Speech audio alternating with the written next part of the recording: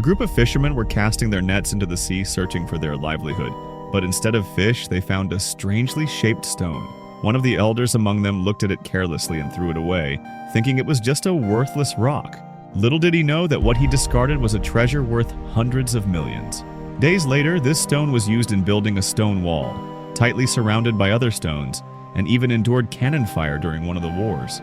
Decades passed. One day, a young girl climbed that wall, leaning on the very same stone, just to catch a glimpse of the handsome prince outside the palace.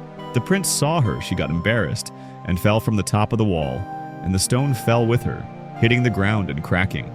Curious, the girl approached and used a stick to brush away the dust from the stone.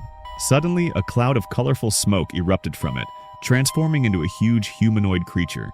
The girl was terrified and fainted, but the creature spoke to her, saying it was a genie, trapped inside the stone for thousands of years by his enemies, the sorcerers. He told her that if she granted him 3 wishes, he would finally be freed.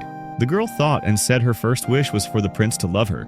The genie agreed, telling her to anoint her body with a magical oil and sleep, and the wish would come true while she slept. Then he went to the prince and whispered her name repeatedly in his ear. The next morning, the prince woke up madly in love with her.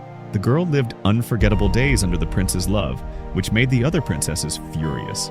To strengthen her position, she asked the genie for her second wish, to be blessed with a son.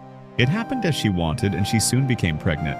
But one of the king's wives was actually a demon, and tricked the king into believing the prince and his unborn son would try to seize the throne. The king believed her lies and got rid of the prince and his family. The genie hurried to the girl, begging her to use her third wish to save the situation.